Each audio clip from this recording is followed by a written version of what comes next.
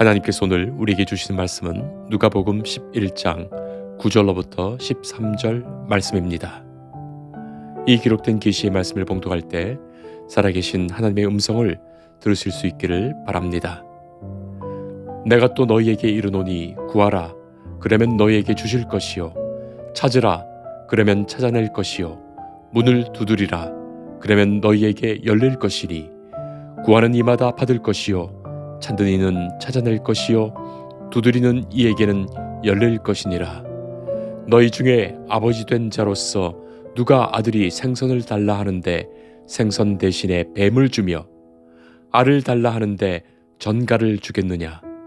너희가 악할지라도 좋은 것을 자식에게 줄 줄 알거든 하물며 너희 하늘 아버지께서 구하는 자에게 성령을 주시지 않겠느냐 하시니라.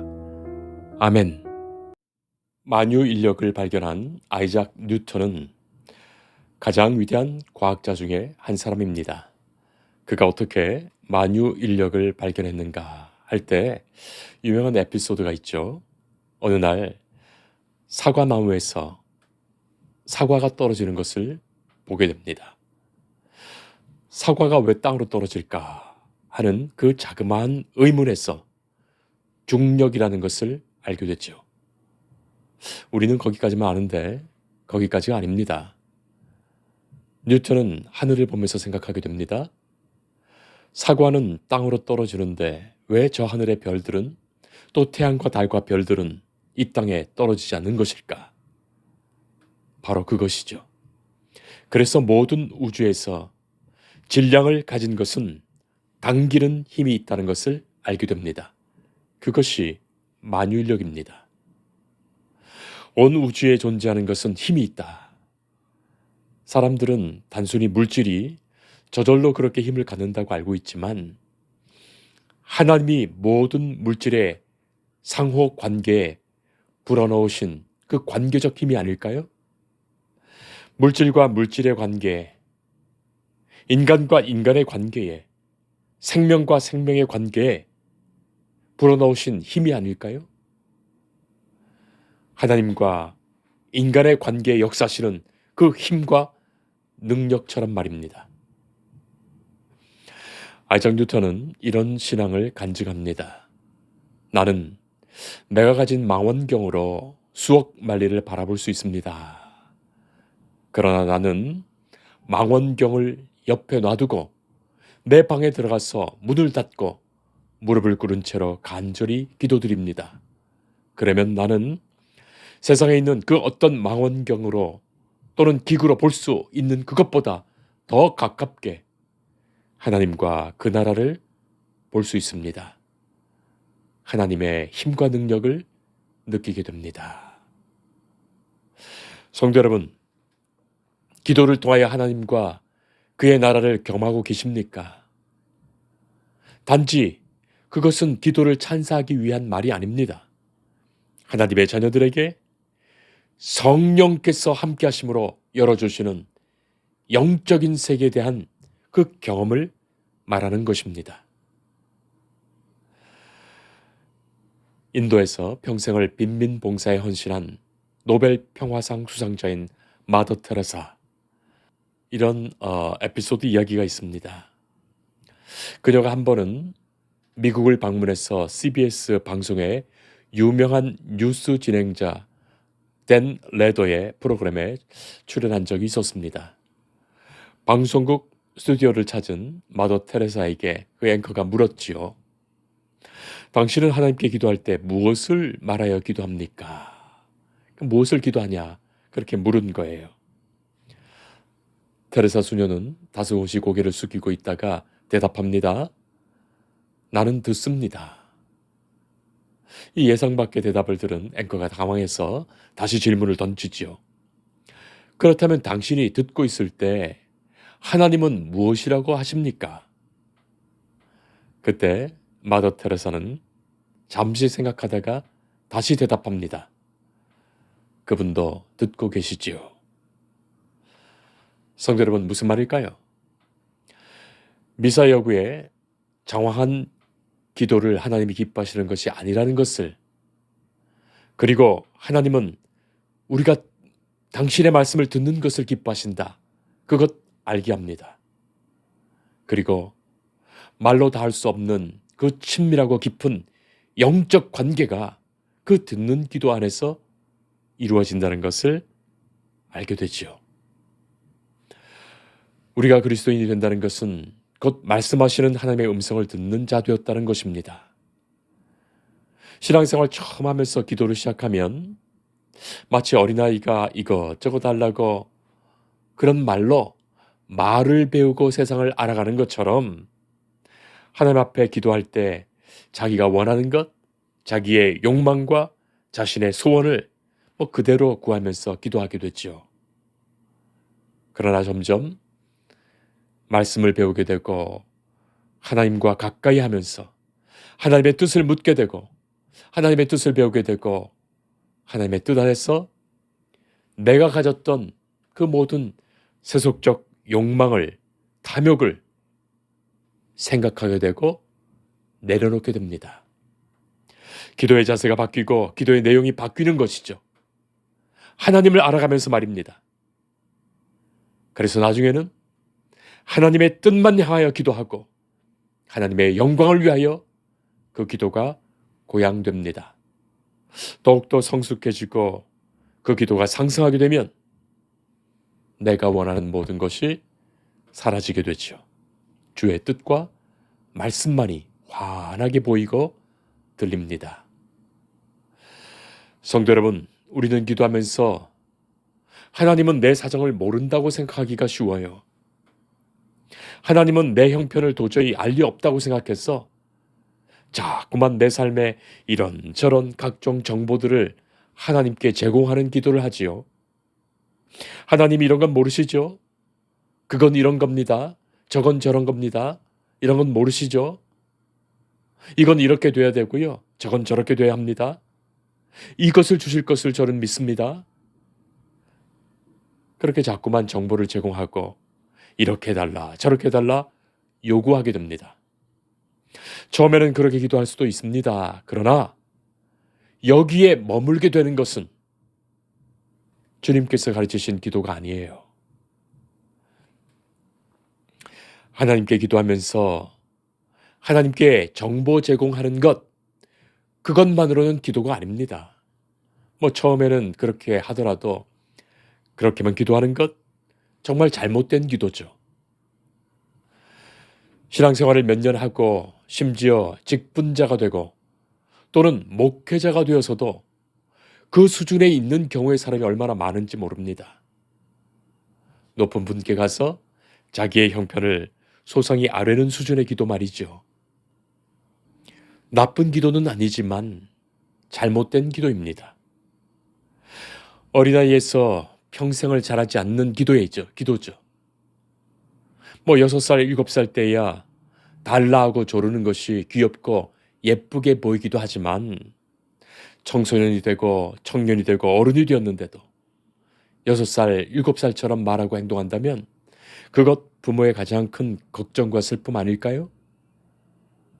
수학 공부를 하는데 덧셈과 뺄셈을 잘 배워서 잘하고 있으니까 수학 참 잘한다 칭찬해 주었더니 평생을 덧셈과 뺄셈만 하고 있다면 그것이 수학 공부 제대로 하는 것입니까? 교회가 성도들을 평생 그 수준에 머물러 있도록 한다면 어떻습니까? 그것을 당연한 듯 생각하고 그 정도로 유지하도록 하고 그 정도 이상으로 올라가지 못하도록 하고 있으니 신앙에 성숙이 없는 미숙아로 남아있는 거예요. 마귀와 목회자도 그 수준에 거기까지이니 어떻게 하겠습니까? 그러니 더 윽박지르고 더 큰 소리로 요구하고 더 땡깡 부리는 거예요. 하나님 모르실 것 같아서 내가 자꾸만 알려드리고 하나님이 뭔가 잘못하시는 것 같아서 왜 나에게 이런 것 안 주십니까? 하나님 그러신 분이십니까? 뭔가 잊으신 것 같습니다. 하나님께 충고하고 원망하게 되지요. 자기 집착과 자기 욕망의 마음으로 기도하는 것. 이것을 신학적으로 생각해 보면 하나님께 욕을 돌리고 있는 거예요. 하나님은 우리의 형편을 다 알고 계십니다. 나를 누구보다 똑똑히 가장 잘 알고 계십니다. 나보다 나를 더 잘 아시는 거예요. 하나님의 다 알고 계심을 믿지 않고서는 결코 기도할 수 없습니다. 예수님은 우리에게 말씀하시죠. 너희는 무엇을 먹을까, 마실까, 입을까 근심하지 말라. 왜 그렇습니까? 기독교는 안 먹어도 살아간단 말입니까? 안 마셔도 괜찮습니까? 안 입어도 되는 것입니까? 그것 아니지요. 이어지는 말씀에 이 모든 것이 너희에게 있어야 할 줄 하나님은 아신다. 하나님은 우리의 사정과 형편과 상황을 알고 계십니다. 이 믿음 없이 어떻게 우리가 하나님께 나아갈 수 있고 이 믿음 없이 어떻게 우리의 근심을 그칠 수 있단 말입니까? 오늘 본문 말씀 바로 위에는 예수님께서 제자들에게 기도를 가르쳐 주셨어요. 이 누가복음이 간직하는 짧은 주기도문의 형태이지만 무엇을 기도해야 할지를 가르쳐 주셨습니다. 그것은 많은 것을 포함합니다. 주기도문은 우리의 모든 기도의 요약이 되지요. 그리고 기도를 들으시는 하나님에 대하여 말씀하시면서 친구에 대한 한 비유를 주십니다. 그리고 오늘 말씀이 있는 거예요. 이 친구에 대한 비유는 터무니없는 것을 요구하는 것과 그것에 대하여 어쩔 수 없이 들어주는 그 친구 사이의 내용이에요. 한 사람이 밤에 애들과 자는데 옆집 사람이 와서 깨웁니다. 무리하지요. 밤에 잠자고 있는데 깨우니 말이죠. 그런데 그 옆집 사람이 하는 말이 멀리서 자기에게 찾아온 친구에게 예를 다하기 위해서 그에게 먹을 것이라도 내어주려는데 자기 집에는 없으니까 그것 좀 달라고 부탁하는 겁니다. 잠자는 옆집 사람 깨워서 달라는 좀 그야말로 무리한 모습이죠. 자, 이런 태도에 그 누가 좋게 응하겠습니까? 또 그것에 응해준다 한들 어쩌면 마지못해 욕먹지 않으려고 억지로 하는 것일 뿐입니다. 자, 이런 역설의 비유는 누가복음 18장에도 있죠. 악하고 불의한 재판장은 과부의 소원을 들어주지 않아요. 신경도 안 씁니다. 그런데 하도 과부가 와서 요청하니까 시끄러워서 괴로워서 자신이 모면하라고 겨우 들어주겠다고 하는 그 불의한 재판장의 이야기. 그러나 하나님은 당신 자신을 비하하여서 자신을 낮추고 낮추어서 바로 그런 자와 비교하시면서 사람들 사이에서 그렇게 억지로라도 어쩔 수 없이라도 그 청하는 부탁을 들어주는데 하나님이 너희들에게 어떻게 하시겠는가? 그렇게 말씀하시는 거예요. 왜 하나님을 그렇게 모르는가 하시는 거예요. 오늘 본문의 말씀이 이것입니다. 아버지로서, 부모로서 자녀가, 아들이, 딸이 부모에게 생선 달라고 하는데 뱀을 주거나 또 그리고 알을 달라고 하는데 전갈을 주는 부모가 있겠느냐? 인간의 부모도 자기는 못 가졌어도 자식에게 좋은 것으로 주려 합니다. 나는 가난하지만 자식에게 좋은 것을 주려 합니다. 나는 못 먹지만 자식은 먹이려 합니다. 악한 부모라도 못 주면 못 주지 나쁜 것 주지는 않습니다. 하물며 하나님께서 너희의 생명을 창조하신 아버지 하나님께서 너희 모든 형편을 아시는 하나님께서 너를 참으로 지극히 사랑하시는 하나님께서 때로 나보다 더 나를 사랑하시며 마음 아파하시며 나를 안타깝게 보시는 그 하나님께서 어찌하시겠느냐. 여기에서 하물며라는 단어를 쓰고 있습니다. 하물며 하나님께서 왜 안 주시겠느냐? 하나님은 알고 계시며 무엇이 필요한지 다 아신다는 말씀이에요. 사람도 자기 자식에게 좋은 것을 주듯이 하나님께서 구하는 자에게 틀림없이 좋은 것으로 주신다고 말씀하십니다. 구하라 주실 것이요, 찾으라 찾을 것이요, 두드리라 열릴 것이다. 하나님은 가장 좋은 것으로 주십니다. 가장 필요한 것을 주십니다. 같은 공간복음인 마태복음서에서는 가장 좋은 것으로 주신다, 그렇게 기록되어 있고, 오늘 누가복음 말씀은 성령으로 주신다라고 말씀하십니다. 세상의 그 어떤 물질이나 세상의 그 어떤 힘이나 세상의 그 어떤 상황보다 더 귀하고 더 소중하고 더 간절히 필요한 것, 성령을 주신다고 말씀하시는 거예요. 성령을 주신다는 것은 하나님이 그 일에, 그 사건에, 그 소원에 함께 하시겠다는 거예요. 하나님의 온전하신 인도와 친히 돌보시고 함께 하심을 뜻하는 말이에요. 가장 좋은 것을 말하는 거예요. 이 믿음을 가지고 있다면 우리의 기도의 내용은 달라집니다. 기도의 자세가 달라집니다. 기도의 마음이 달라지는 거예요. 그리고 이 믿음으로 기도해야 합니다. 이 믿음으로 구하고, 이 믿음으로 찾고, 이 믿음으로 두드리는 거예요.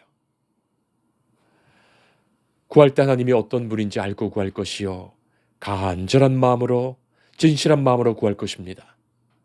그러면 자신이 무엇을 구하고 있는지 알게 되고, 그것이 하나님의 뜻 안에서 어떤 의미인지 깨닫게 됩니다.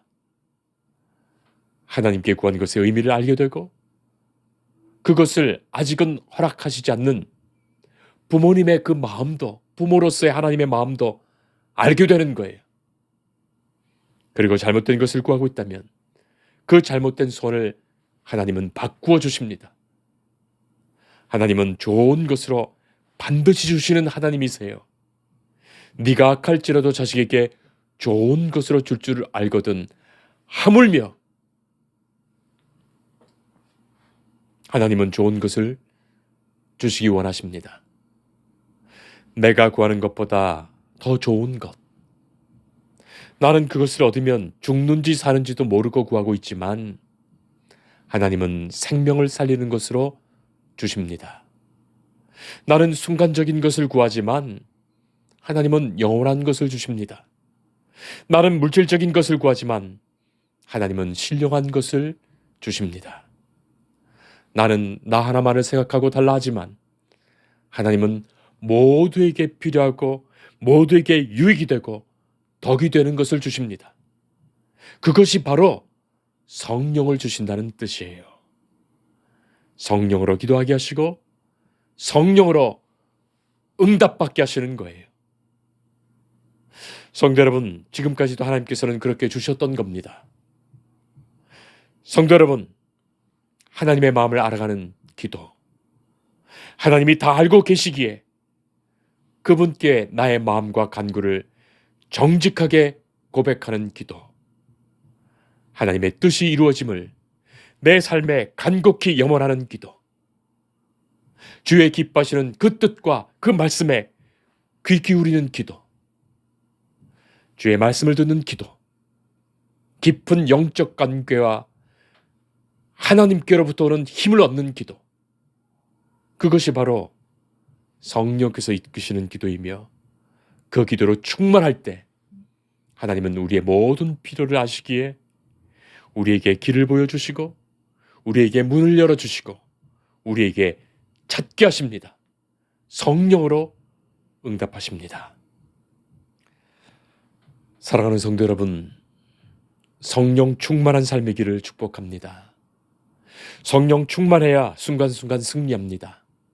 성령 충만해야 하나님의 기뻐하시는 뜻 가운데 살게 됩니다. 성령 충만한 가운데 우리의 기도에 가장 좋은 것으로 응답하시는 하나님의 역사를 알게 되고 경험하게 됩니다. 우리의 모든 것 아시는 하나님께서 성령 충만한 은혜 주시어 성도의 삶에 주시는 가장 좋은 기도의 응답을 경험하는 성도 되시기를 축복합니다. 기도하겠습니다. 사랑의 하나님, 은혜의 하나님, 우리의 모든 것을 아시며 우리를 기뻐하시며 인도하시는 하나님, 주께서 우리에게 가장 좋은 것을 주실 것을 믿으며 간구하게 하옵소서. 주께서 우리의 모든 것을 아시기에 주의 기뻐하시는 음성에 귀 기울이게 하옵소서. 내가 구하는 것보다 더 좋은 것으로 준비하시며 우리의 기도를 기다리시는 주님 앞에 겸손히 정직히 믿음으로 나아가게 하옵소서. 성령 충만한 은혜 중에 하나님의 기뻐하시는 뜻을 이루어가게 하옵소서. 예수님 이름으로 기도합니다. 아멘. 주님을 늘 믿으며 그 손을 의지하고 내 몸과 마음을 바쳐서 끝까지 충성하리.